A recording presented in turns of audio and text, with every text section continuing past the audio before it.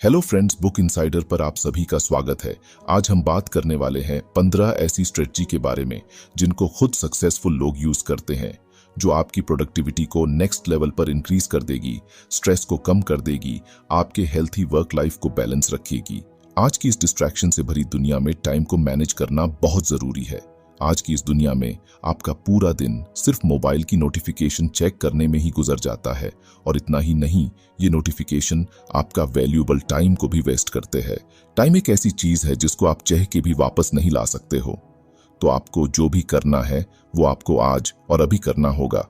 आपके पास पूरे दिन में 1440 मिनट होते हैं। इनका आपको कैसे यूज करना है ये बहुत ज्यादा इंपॉर्टेंट हो जाता है। केविन क्रूज ने अलग अलग सक्सेसफुल लोगों पर रिसर्च किया और उनका इंटरव्यू लिया। उनमें Mark Cuban, Richard Branson and Jack Dorsey ये सभी शामिल थे। क्या आपने कभी सोचा है कि काश मेरे पास और टाइम होता तो मैं health, family and personal goals के लिए और ज्यादा टाइम दे सकता था? केविन क्रूज ने 7 billionaires, 13 Olympic athletes, 29 top performing students and 234 entrepreneurs का इंटरव्यू लिया। इस सब ने सक्सेस को पाने के लिए जो भी स्ट्रेटजी यूज की, उन सभी को केविन क्रूज ने इस बुक में बताया है। तो चलिए शुरू करते हैं आज की book summary, 15 secret successful people know about time management by Kevin cruise. हम इस समरी में उन 15 सीक्रेट को जानने वाले हैं। Secret number 1, time is your most valuable asset. Time हमारे लिए सबसे वैल्यूएबल एसेट है, क्योंकि सबको पता है एक बार अगर टाइम निकल गया तो कभी नहीं आने वाला। उदाहरण के लिए, एम्प्लॉय को 2 कामों में से एक चुनना है, या तो रोज की तरह रेगुलर ईमेल का जवाब देना या हाई प्रायोरिटी वाले प्रोजेक्ट पर काम करना जो सीधे कंपनी को अफेक्ट करता है। ये मानते हुए कि टाइम लिमिटेड है, वे हाई प्रायोरिटी वाला प्रोजेक्ट के लिए अपना ज्यादा टाइम देना चुनते हैं, क्योंकि यह कंपनी के लॉन्ग टर्म गोल्स को पाने के लिए जरूरी होता है, भले ही फिर दोनों काम अर्जेंट लगते हों। इसी तरह पर्सनल लाइफ में किसी पर्सन के पास सोशल मीडिया पर स्क्रॉल करने में समय बिताने या किसी बुक को पढ़ने के बीच ऑप्शन हो सकता है। टाइम की वैल्यू को समझते हुए वे उस समय को बुक पढ़ने में लगाते हैं, तो वे जरूर कुछ वैल्यूएबल चीज सीखेंगे जिससे उन्हें खुशी मिलती है और लाइफ इंप्रूव भी होती है। दोनों सिचुएशन में ये पहला सीक्रेट हमें ये बताने की कोशिश कर रहा है कि टाइम बहुत वैल्यूएबल है, इसे वेस्ट मत कीजिए। अपने समय को हमेशा जरूरी काम में लगाइए। Secret number 2, master the 168 hour week. ये सीक्रेट हमें सिखाता है कि अगर आपके पास काम ज्यादा है तो उनको एक दिन के हिसाब से नहीं, बल्कि पूरे हफ्ते के हिसाब से आप हर काम के लिए टाइम बांट सकते हैं। इमेजिन कीजिए कि एक student education, part time work, social activities और पर्सनल हॉबीज के बीच बैलेंस बना रहा है। केवल रोज के कामों पर फोकस करने के बजाय वो पूरे हफ्ते पर फोकस करने की अप्रोच अपना सकता है। वो स्टूडेंट मंडे को अपना स्कूल का काम कर सकता है और फ्राइडे, वेंसडे को वो अपने दोस्तों को मिलने के लिए टाइम निकाल सकता है। सेल्फ केयर एंड रिलैक्सेशन की जरूरत को पहचानते हुए वो पूरे हफ्ते हर सुबह एक्सरसाइज एंड मेडिटेशन के लिए 1 घंटा फिक्स कर सकता है। वो अपने पर्सनल हॉबीज पूरे करने के लिए वीकेंड में समय निकाल सकता है, जिससे उसके 160 घंटे का यूज पूरे तरीके से हो सके। पूरे हफ्ते पर सोचकर इस अप्रोच से स्टूडेंट अपनी कमिटमेंट्स एंड एक्टिविटीज को एक समान तरीके से पूरा करने के लिए टाइम निकाल सकते हैं। चलिए बढ़ते हैं अपने तीसरे सीक्रेट की तरफ। Secret number 3, know where your time goes. तीसरा सीक्रेट हमसे ये कहना चाहता है कि हमें पता लगाना होगा कि हमारा टाइम आखिर कहाँ जा रहा है या कहाँ वेस्ट हो रहा है। मान लीजिए कोई एम्प्लॉय को एक प्रोजेक्ट मिला है, पर वो एम्प्लॉय उस प्रोजेक्ट को एफिशिएंटली कर ही नहीं पा रहा है, उसके पास टाइम ही नहीं बच रहा है उसको पूरा करने के लिए। फिर वो डिसाइड करता है कि मैं पूरे हफ्ते अपने टाइम को ट्रैक करूंगा, आखिर में टाइम कहाँ वेस्ट कर रहा हूँ। पूरे हफ्ते में वो एवरी वर्क मीटिंग, ईमेल का जवाब देना, social media, project work, break और पर्सनल एक्टिविटीज पर स्पेंड किए गए समय को ध्यान में रखते हुए अपनी एक्टिविटीज को केयरफुली रिकॉर्ड करता है। हफ्ते के अंत में वो अपने टाइम को एनालाइज करता है और पाता है कि उसके दिन का एक इम्पॉर्टेंट हिस्सा नॉन अर्जेंट मीटिंग्स और सोशल मीडिया पर स्पेंड होता है। उसे एहसास होता है कि ये एक्टिविटीज उसके प्राइमरी गोल्स के हिसाब से नहीं हैं या उसकी प्रोडक्टिविटी में महत्वपूर्ण कंट्रीब्यूशन नहीं देती हैं। इस इंफॉर्मेशन का यूज करके वो बदलाव लाता है। जब पॉसिबल हो तो वो नॉन एसेंशियल मीटिंग्स में हिस्सा न लेकर या जो मीटिंग्स वैल्यूएबल नहीं है उन्हें रिजेक्ट कर देता है। वो काम के घंटों के दौरान सोशल मीडिया के यूज को भी लिमिटेड करता है। ब्रेक के दौरान इसके लिए स्पेशल टाइम निकालता है। उसने अपने टाइम को ट्रैक करके ये सब पता लगा लिया कि उसका टाइम कहाँ वेस्ट हो रहा है, और फिर उसने जरूरत के हिसाब से हर चीज के लिए अपना टाइम बांटा। इस तरह उसने अपने टाइम को अच्छे से मैनेज किया। Secret number 4, focus on your most important tasks. ये सीक्रेट हमें बताता है कि हमें सिर्फ सबसे इंपॉर्टेंट काम पर ही फोकस करना चाहिए। वैसे तो दिन में हमारे पास करने को कई सारे काम होते हैं, पर आपको आपका सबसे ज्यादा समय सिर्फ उसी काम पर देना चाहिए जो सबसे ज्यादा जरूरी हो। मान लीजिए कि एक एंटरप्रेन्योर अपना कोई प्रोडक्ट लॉन्च करने जा रहा है। उसमें उसको कई सारी प्रॉब्लम आएंगी और उसके पास कई सारे काम भी होंगे करने के लिए, जैसे developing the product, marketing, managing finances and networking. वो अपने काम को प्रायोरिटी के हिसाब से सेट कर सकता है। फॉर एग्जाम्पल, वो जान लेता है कि मुझे प्रोटोटाइप बनाने के लिए बहुत कम समय बचा है, तो वो बाकी कामों को रोक करके पहले प्रोटोटाइप बनाने में अपना ज्यादा टाइम दे सकता है। बाकी दूसरे कामों को कम टाइम भी देगा तो चलेगा, जैसे मार्केटिंग और नेटवर्किंग, क्योंकि अगर आपका प्रोडक्ट ही अच्छा नहीं होगा तो मार्केटिंग और नेटवर्किंग उतना फायदेमंद नहीं होगा।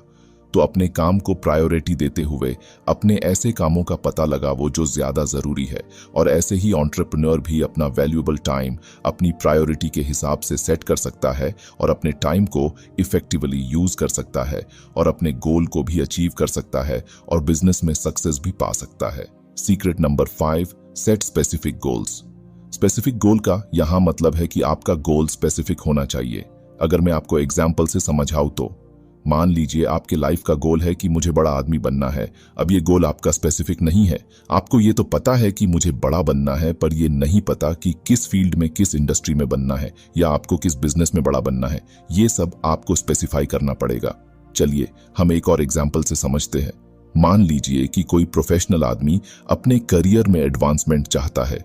वो गोल बनाता है कि मुझे अपने करियर में प्रोग्रेस करना है। तो ये स्पेसिफिक गोल नहीं है। स्पेसिफिक गोल उसके लिए ये होगा कि मुझे आने वाले 2 सालों में इस कंपनी में मैनेजरियल रोल पर पहुंचना है। अब ये एक स्पेसिफिक गोल है। हम भी इसमें साफ साफ समझ सकते हैं कि आखिर वो इंसान चाहता क्या है। अब अगर उसके पास स्पेसिफिक गोल है तो अब वो अपने गोल को छोटे स्टेप्स में बांट लेगा और उसके बाद पता लगाएगा कि आखिर इस रोल के लिए क्या स्किल्स और एक्सपीरियंस चाहिए। फिर उसके हिसाब से उसे पाने के लिए वो एक प्रॉपर प्लान बना सकता है। अगर उसको उसमें और कोई एजुकेशन की जरूरत है तो वो कर सकता है, या मेंटरशिप की जरूरत है तो वो कर सकता है। अब जरा सोचिए, हमने एक गोल को स्पेसिफाई करके उसको कितना आसान बना दिया। सोचिए, इस प्रोफेशनल का गोल अगर इसको क्लियर ही नहीं होता तो इसको ये कभी पता ही नहीं चलता कि इसको आखिर आगे क्या करना है। तो दोस्तों, देखा आपने, हम एक गोल को स्पेसिफाई करके उसको पाने तक का रास्ता बना सकते हैं।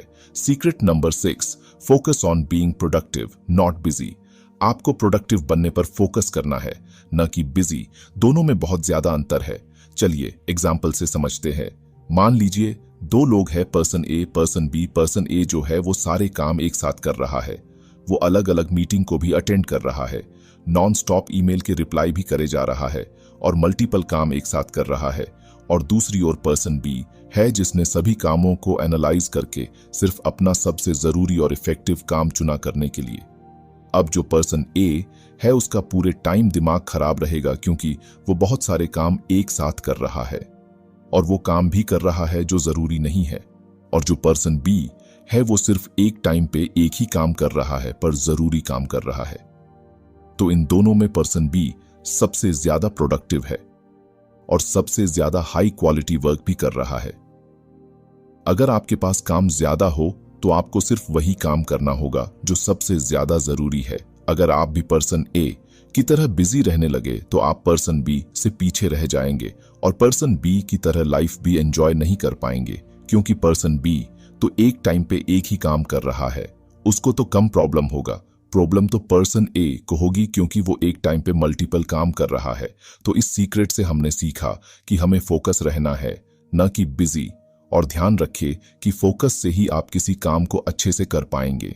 Secret number 7, use a journal और प्लानर। ये सीक्रेट हमें प्लानिंग की इंपॉर्टेंस समझाता है कि प्लानिंग हमारे लिए कितनी जरूरी होती है। एग्जाम्पल से समझते हैं। मान लीजिए कोई इंसान अपनी प्रोडक्टिविटी को इंप्रूव करना चाहता है। उसने प्लानर का यूज करके अपने सारे टास्क को ऑर्गेनाइज कर लिए है। हर सुबह वो अपने लिए एक टू डू लिस्ट बनाता है और उसमें डेडलाइन के हिसाब से और प्रायोरिटी के हिसाब से अपने सारे काम लिख लेता है। वो अपने हर टास्क के लिए कितना टाइम देना है वो सब वो लिख लेता है। अब उसके पास पूरे दिन का एक स्ट्रक्चर्ड प्लान है। अब पूरे दिन वो अपनी लिस्ट के अकॉर्डिंग सारे काम करता है और सारे काम वो फोकस के साथ करता है और जिस काम को जितना टाइम देना है उसे उतना ही टाइम देता है और जो काम हो जाता है उस पर टिक कर देता है और एट द एंड वो देखता है उसके सारे काम हो गए और अगर कोई काम बच भी गया तो वो अगले दिन की लिस्ट में ऐड कर देगा। एक प्रॉपर प्लान से हम अपने पूरे दिन के टाइम को एफिशिएंटली मैनेज कर सकते हैं और इससे हमारी प्रोडक्टिविटी बहुत बढ़ जाती है क्योंकि हमें पता है कौन सा काम कब और कितनी देर तक करना है। ये हमारे फोकस को बढ़ाता है, हमारे स्ट्रेस को कम करता है। अगर आपको हमारी बुक समरी अच्छी लग रही है तो बुक इनसाइडर को सब्सक्राइब करना न भूले। और अब आप ही सोचिए, अगर आपके पास हर काम को करने के लिए एक फिक्स टाइम है तो फिर टाइम वेस्ट होने की तो बात ही नहीं रह जाती है। सीक्रेट नंबर 8, लर्न टू से नो। आपको नो कहना सीखना पड़ेगा। मतलब आप हर चीज के लिए हाँ नहीं कह सकते।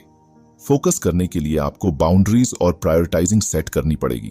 सोचिए, अगर हर कोई आपको कोई भी काम दे के चला जाएगा तो फिर तो आपके पास अपने काम पर फोकस करने के लिए टाइम ही नहीं होगा। मान लीजिए किसी एम्प्लॉय को एडिशनल प्रोजेक्ट दे दिया जाता है और उसको बहुत सारी मीटिंग्स को अटेंड करने के लिए कह दिया जाता है और वो भी हर चीज के लिए हाँ कह देता है। अब जब उसका वर्कलोड बढ़ जाता है तो उसका इफेक्ट उसके आउटपुट में भी नजर आता है। उसके काम को करने की क्वालिटी भी गिर जाती है और इसका इफेक्ट जब उसकी प्रोडक्टिविटी पर होने लगता है तो वो नो कहना शुरू कर देता है। अगर कोई भी काम उसकी प्रोडक्टिविटी, प्रायोरिटी, कैपेसिटी के अगेंस्ट जा रहा होता है तो वो साफ मना कर देता है उस काम को करने के लिए। फॉर एग्जाम्पल, उसको कोई कहता है कि तुम्हें ये मीटिंग ज्वाइन करनी है, पर उस मीटिंग का कोई खास मकसद ही नहीं है और वो मीटिंग सिर्फ उसके वर्कलोड को बढ़ा रही है, तो वो उस मीटिंग के लिए रेस्पेक्ट के साथ मना कर देता है। और आपको भी ऐसा ही करना चाहिए। आपको उन कामों को नो कहना ही पड़ेगा जो आपके वर्कलोड को बढ़ा रहे हैं और जरूरी काम पर फोकस नहीं करने दे रहे। अगर आप लाइफ में नो कहना सीख गए तो आप अपनी एनर्जी, टाइम भी बचा पाएंगे और क्वालिटी वर्क भी कर पाएंगे और साथ ही आप अपने काम पर फोकस भी कर पाएंगे। Secret number 9, delegate effectively. अगर आपके पास बहुत सारा काम है तो आप उसे डिस्ट्रीब्यूट कर सकते हैं अपने टीम मेंबर के साथ। चलिए इसे भी एग्जाम्पल से समझते हैं। मान लीजिए किसी टीम का कोई लीडर है और उसके पास बहुत सारा काम है और इसकी वजह से उसका जो वैल्यूएबल टाइम है वो वेस्ट हो रहा है। तब वो सोचता है कि मैं बहुत सारा काम तो अपने टीम मेंबर के साथ शेयर कर सकता हूँ। उसके बाद वो उसके सारे कामों को अच्छे से एनालाइज करता है और कुछ इस कामों का पता लगाता है जिसमें उसकी एक्सपर्टीज की कोई जरूरत नहीं है और न ही उसकी डिसीजन मेकिंग उसको इतना अफकेट कर रही है। तो वो काम वो कुछ स्पेसिफिक टीम मेंबर में डिस्ट्रीब्यूट कर देता है।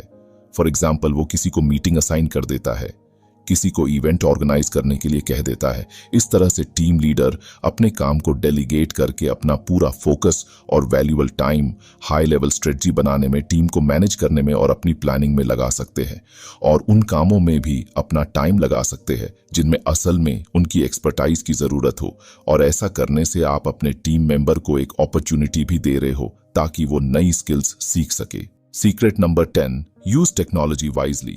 ये सीक्रेट हमें ये बताने की कोशिश कर रहा है कि हमें टेक्नोलॉजी का यूज करना है अपनी प्रोडक्टिविटी को बढ़ाने में, न कि डिस्ट्रैक्शन को बढ़ाने में। मान लीजिए कि कोई इंसान अपने काम को मैनेज करने में, कम्युनिकेशन में डिजिटल टूल का यूज कर रहा है और उसके बीच सोशल मीडिया और बाकी बेकार एप्स की नोटिफिकेशन उसे बार बार परेशान करे, तो उन नोटिफिकेशन को ओपन करने में अपने काम से डिस्ट्रैक्ट हो जाता है और बाद में उसे ख्याल आता है कि ये मैं क्या कर रहा हूँ। ये सीक्रेट हमें यही बताने की कोशिश कर रहा है कि हमें टेक्नोलॉजी को अच्छे के लिए यूज करना है। आप इसके लिए कुछ स्ट्रेटजी यूज कर सकते हैं, जैसे जो जरूरी एप्स नहीं है उनकी नोटिफिकेशन ऑफ करना, अपने काम के टाइम पे कुछ स्पेसिफिक टाइम सेट कर सकते हैं आप अपने ईमेल और नोटिफिकेशन को चेक करने के लिए। फॉर एग्जाम्पल, आप हर दिन के एंड में 30 मिनट सेट कर सकते हैं कि इन 30 मिनट में सभी सोशल मीडिया और ईमेल को चेक कर लूंगा और बाकी पूरा दिन आप अपने काम से डिस्ट्रैक्ट नहीं होंगे। टेक्नोलॉजी की तरह हर चीज अच्छी भी होती है और बुरी भी। आज के जमाने में टेक्नोलॉजी के कई सारे फायदे हैं तो नुकसान भी है। अगर आप हर चीज को लिमिट में और अच्छे के लिए यूज करते हैं तो आपकी प्रोडक्टिविटी जरूर बढ़ेगी। Secret number 11, batch similar tasks together. ये सीक्रेट हमें हमारे टाइम को बचाने और प्रोडक्टिविटी को बढ़ाने के लिए एक और अच्छी ट्रिक बताता है, और वो है कि हमें एक जैसे कामों के लिए ग्रुप बना लेने चाहिए। मान लीजिए कोई फ्रीलांसर है जो राइटर है और बहुत सारे प्रोजेक्ट एक साथ करता है। आर्टिकल लिखने के भी 2-3 प्रोजेक्ट है, रिसर्च के भी प्रोजेक्ट है और भी कई सारे प्रोजेक्ट है।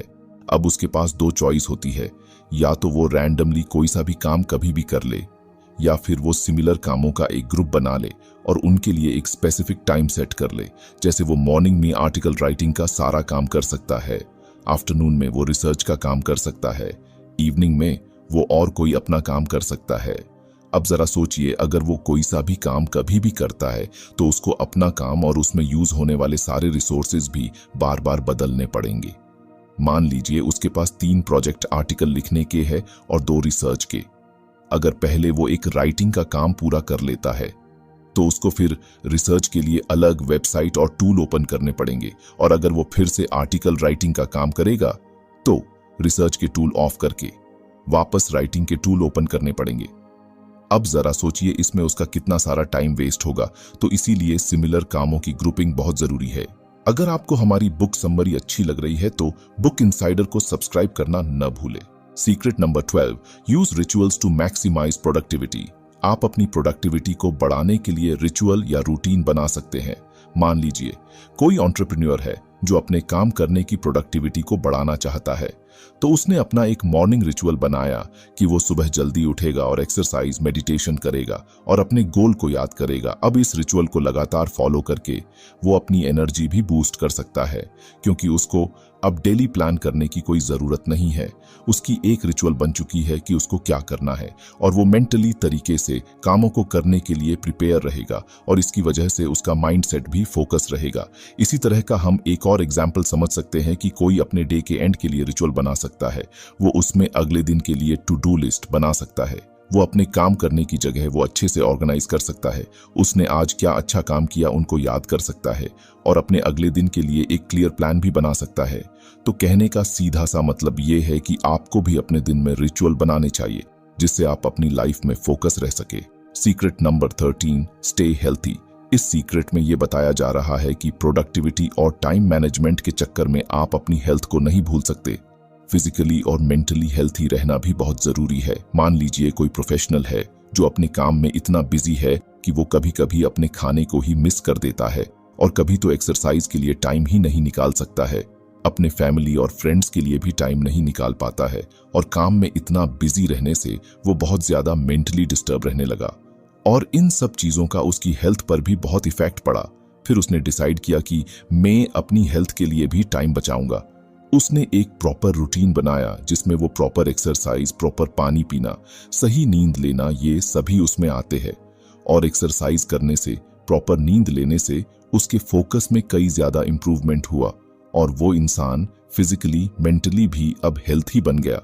कोई भी काम आपकी लाइफ से ज्यादा जरूरी नहीं है, आपको अपनी हेल्थ के लिए भी टाइम निकालना पड़ेगा।